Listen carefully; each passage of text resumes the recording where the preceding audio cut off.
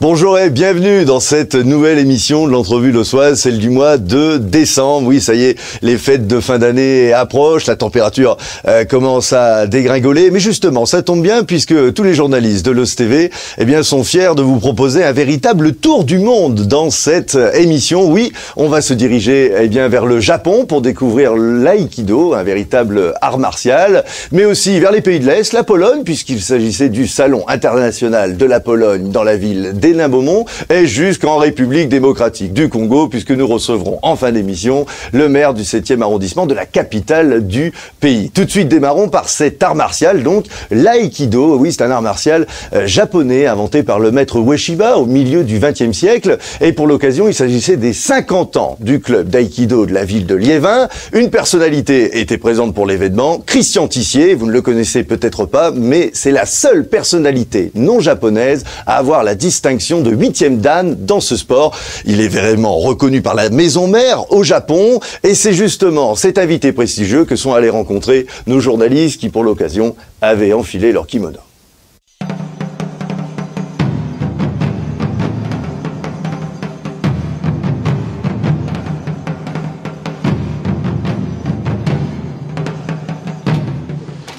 Alors, les 50 ans d'un club comme Liévin, d'abord, c'est la fidélité. La fidélité sur les 30 dernières années auprès de notre fédération. C'est tout ce qui a été développé, les ceintures noires et tout ce qui a pu donner cette notoriété à ce club. C'est pour notre fédération une satisfaction parce que d'abord, bien accueilli.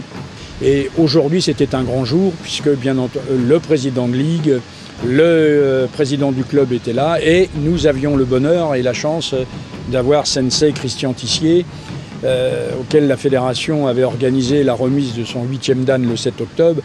Et la ministre est venue lui décerner son diplôme de 8e dan UFA. Alors il y a 50 ans, oh là là, il y a 50 ans j'avais 16 ans. J'étais déjà un pratiquant en relation confirmée, puisque j'ai passé ma première ceinture noire, la première, parce que j'ai passé deux fois.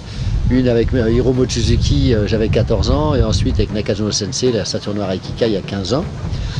Donc à l'époque, je faisais beaucoup de stages, je suivais partout mon maître, avec Nakazono. Voilà, à peu près. Bon, j'étais pas très bon en Aikido, mais j'avais plein d'espoir.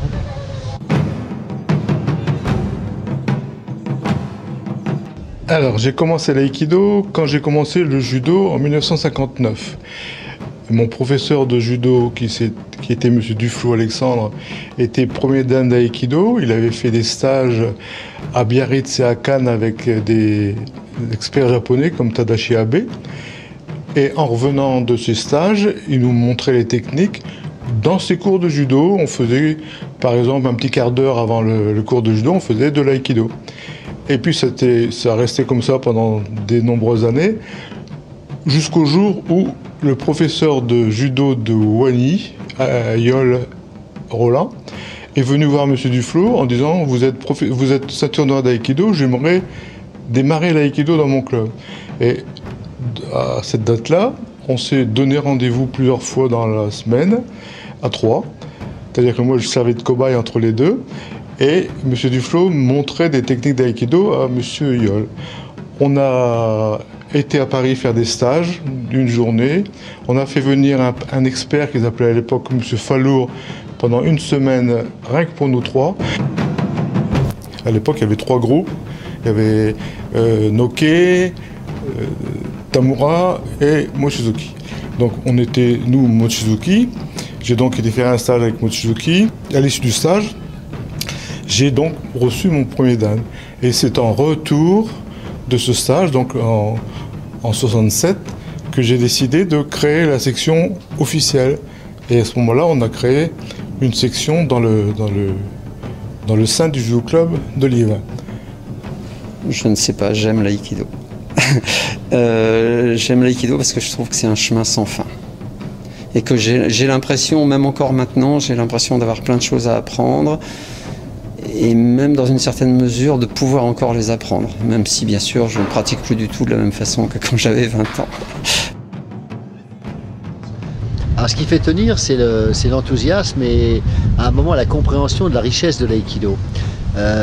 Souvent, on est dans sa vie d'aïkidoka, on a l'impression, soit on pense qu'on a abouti et qu'on n'ira pas plus loin et on est démotivé, soit on ne comprend pas que c'est pas basé sur uniquement une prestance technique, mais qu'à l'intérieur de la technique, il y a une recherche, il y a une communication.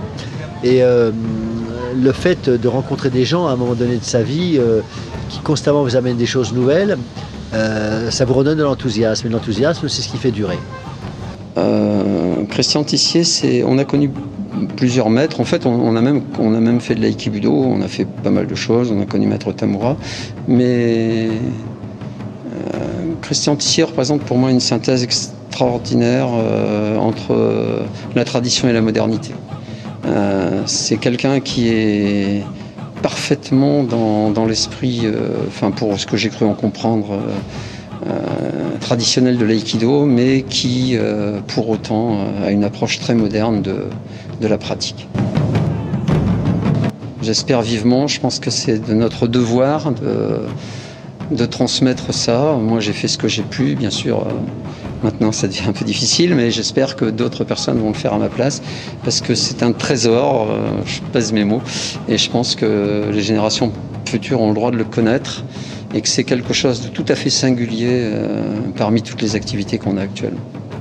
Et donc ça mérite d'être transmis, ça doit être transmis, la question ne se pose même pas, il faut qu'il y ait 100 ans du coup. Voilà, un véritable art martial à découvrir, croyez-moi. Et sachez que si vous aussi, vous voulez obtenir cette fameuse distinction, la 8e dame, pourquoi pas, rien de plus simple. Direction le dojo de Liévin. Il y a de très nombreux entraînements par semaine, croyez-moi. Allez, dans cette entrevue lossoise, on vous a promis un tour du monde. Alors on continue, direction désormais l'Est de l'Europe pour s'intéresser à la Pologne. Vous le savez, nous vivons dans le bassin minier, un territoire ô combien ancré par l'immigration polonaise, ses traditions et son histoire. Et pour cela, rien de mieux que se diriger vers le Salon international de la Pologne qui s'est déroulé dans la ville d'Enamomon. Pour l'occasion, d'abord, on va pouvoir y découvrir la langue avec un professeur de polonais, Paul Kopczak, et puis aussi des associations historiques comme Sokol, par exemple. C'est une association qui date tout de même de 1922 et qui est composée d'athlètes et de gymnastes polonais. Allez, je vous laisse découvrir tout le folklore de ce merveilleux pays et puis aussi les bonnes pâtisseries, le macoche, parmi tant d'autres, grâce à nos 3 journalistes qui se sont dirigés au salon. Un grand merci à Jackie, Alain et Gérard. Bonjour à toutes, bonjour à tous sur LOS TV, ici à Enamomon, à l'occasion du Salon de la Pologne, donc qui aura lieu ce samedi 30 et dimanche 1er octobre. Alors aujourd'hui, LOS TV va vous faire découvrir la culture polonaise à travers son folklore, à travers ses traditions, à travers le sport, puisque nous aurons l'occasion de rencontrer 2 anciens internationaux polonais qui ont joué au Racing Club de Lens en la personne d'Eugenius Faber et de Joachim Marx. Donc un salon riche que nous allons vous faire découvrir tout au long de ce reportage. Et maintenant, je me trouve donc avec Paul. Bonjour Paul.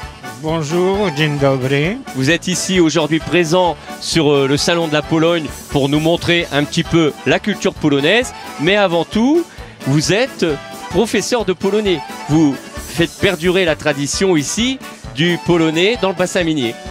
Oui, tout en espérant qu'il y en ait des élèves davantage qu'il y en a, parce qu'il y a beaucoup d'amateurs, mais ils n'ont pas le temps de venir.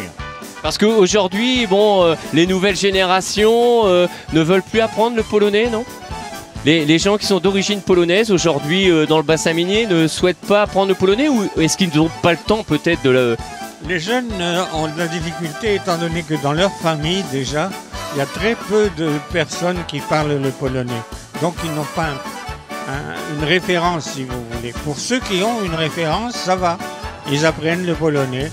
Je connais ici quelques personnes avec des petits-enfants qui viennent me voir et qui parlent le polonais comme s'ils étaient en Pologne. Parfait.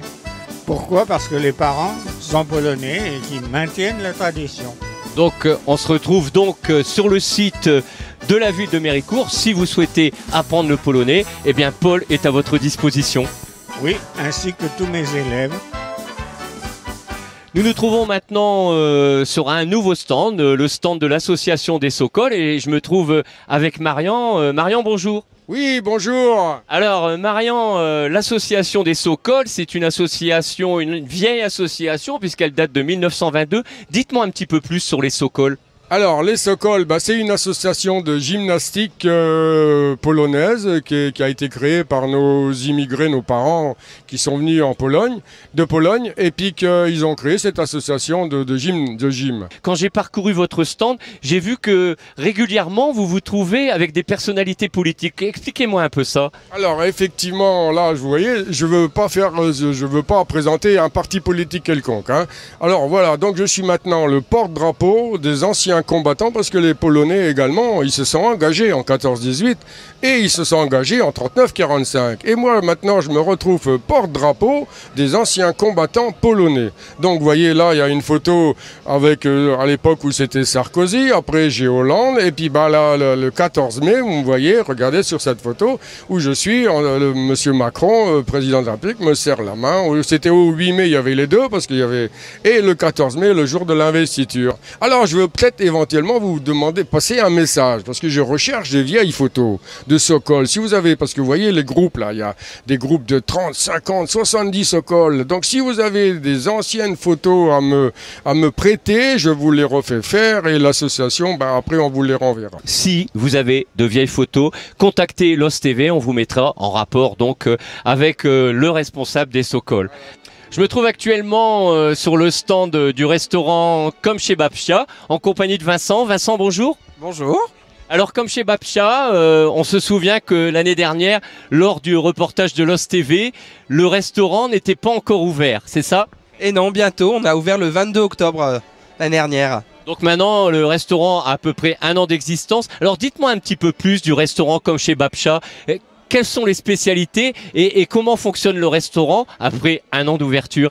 Écoutez, on peut quand même parler de succès puisque jusqu'à aujourd'hui on a reçu pas mal de convives, on est régulièrement complet, on travaille tous les week-ends avec 3 semaines d'avance sur nos 120 couverts, donc c'est une belle réussite, les gens sont contents, on passe de très bons moments, on a des musiciens tous les samedis soirs et dimanches midi et les gens sont ravis, on fait comme je l'avais dit l'année dernière toutes les spécialités traditionnelles polonaises, on a la carte là, on peut jeter un coup d'œil, les kluski na parze, les gołąbki, les placki ziemniaczane et j'en passe.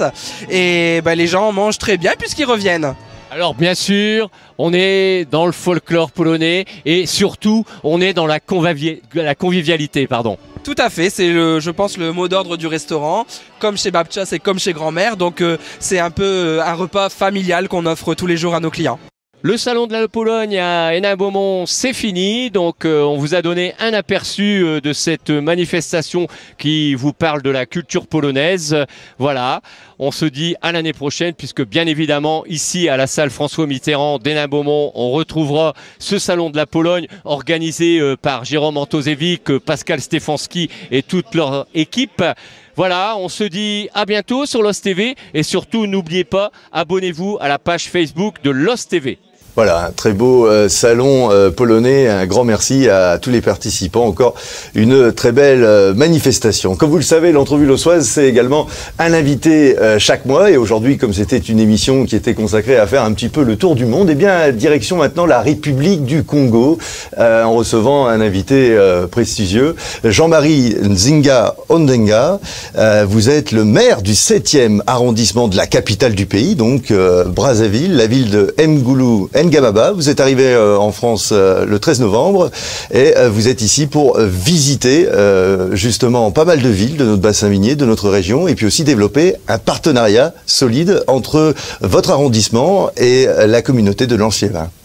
Bien, merci monsieur le journaliste. En effet, je suis Jean-Marie Nzinga Ondemba. Je suis l'administrateur maire du 7e arrondissement Filungamaba. De la commune de Brazzaville, la capitale de la République congolaise.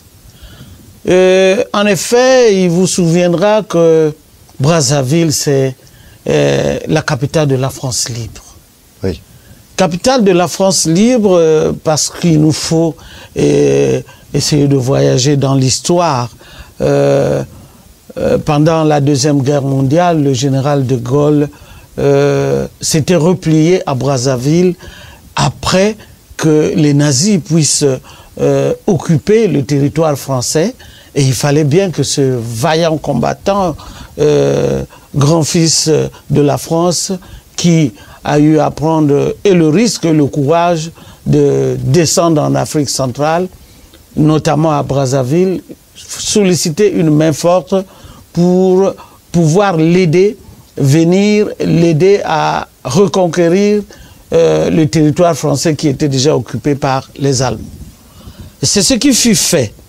Alors, de Brazzaville, il y a eu la déclaration donc de Brazzaville par le général de Gaulle. Et aussi, la République du Congo et la République française entretiennent des relations de fraternité depuis de longue date.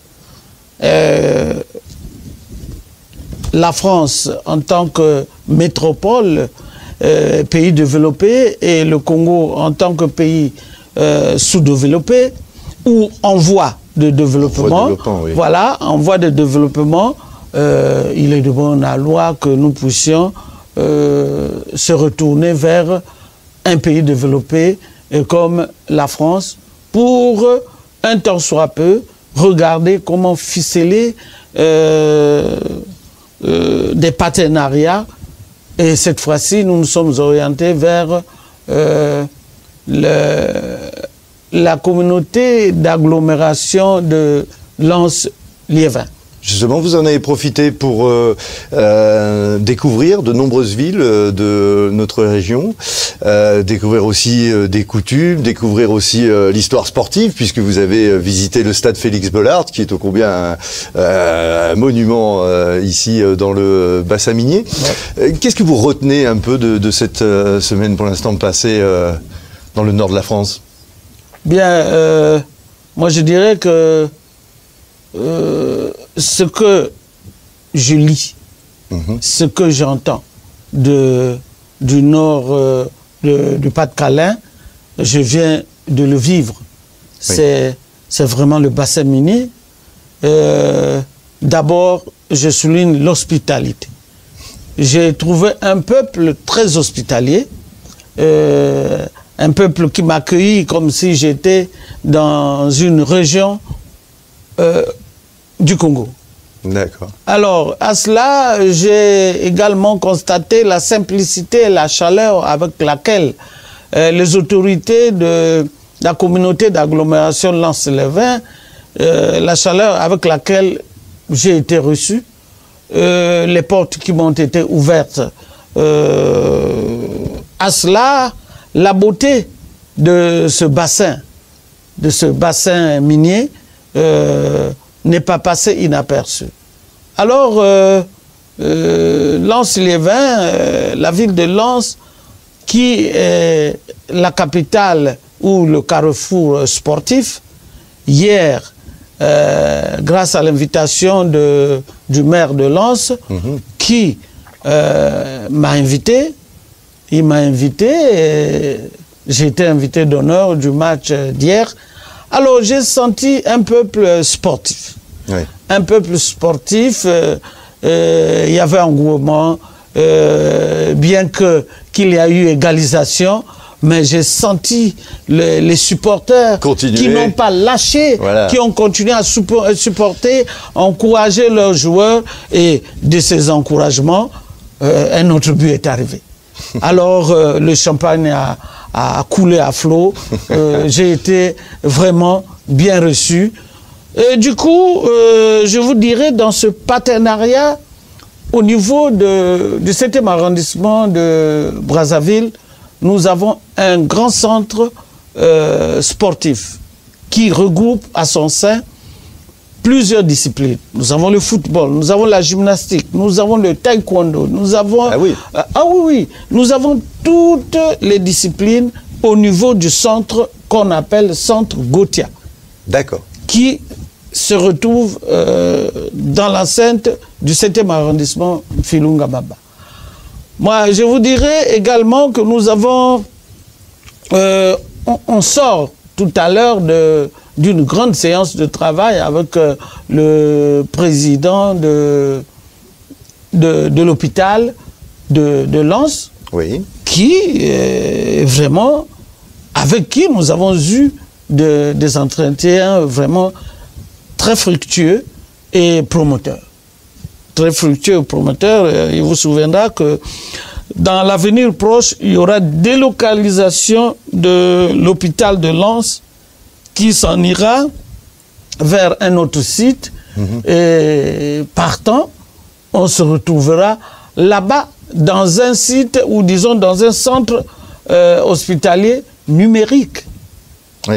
Numérique. Donc du coup, on se retrouvera avec beaucoup du matériel, beaucoup de nouvelles technologies. De nouvelles technologies. Donc les anciennes technologies peuvent également nous permettre de réactiver, pour ne pas dire de pouvoir consolider de plus belle notre partenariat entre Lens-Liévin et Brazzaville, Filunga Maba. Et justement, c'est l'objectif, puisque dès votre retour, monsieur le maire, l'une de vos avenues de Mfilou Ngamaba va donc porter le nom de Lens-Liévin. C'est important pour vous, du coup, ça permet aux habitants de votre communauté d'abord de voir où ça se situe, de comprendre ce partenariat, cet objectif qu'il va y avoir entre nos deux régions.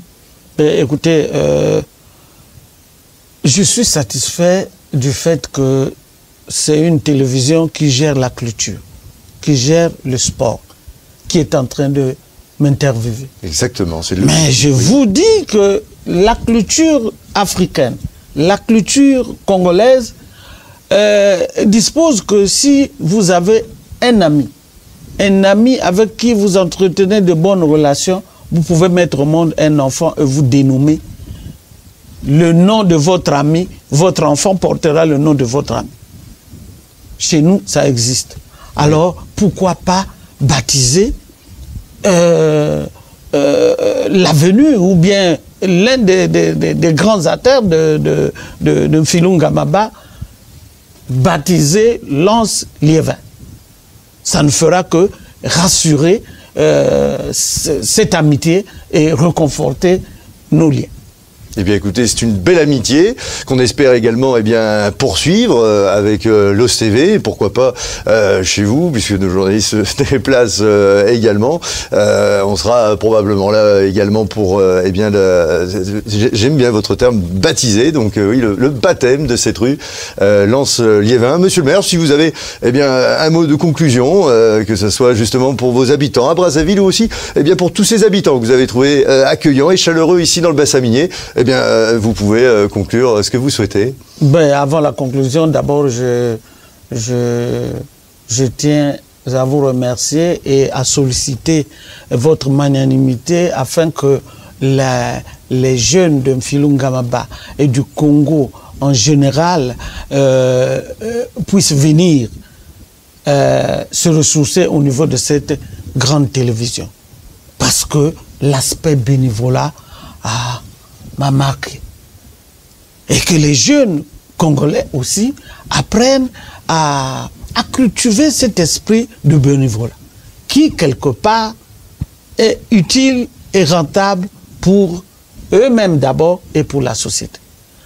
Bon, pour conclure, je dirais, je suis marqué. Marqué et il me manque les mots. Je disais tantôt par la chaleur, la simplicité et avec laquelle j'ai été reçu. Bon, je suis également marqué par cette population du Bas-de-Calais, du bassin ce bassin minier.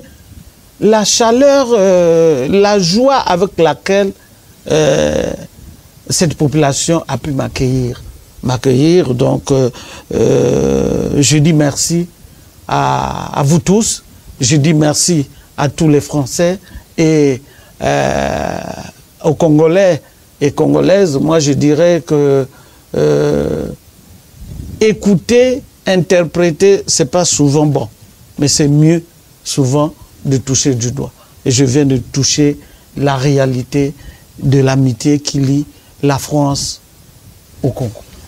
Et monsieur le maire, au nom de toute l'équipe de l'OSTV, je suis très heureux de vous offrir ce livre. Donc voilà, c'est Losangoël, ville pilote du développement durable. C'est un livre qui parle justement de toute l'histoire de la ville. Vous allez retrouver tout ce qui vous a marqué justement dans le bassin minier. Et c'est un très beau cadeau pour vous et vous pouvez repartir donc avec ce livre.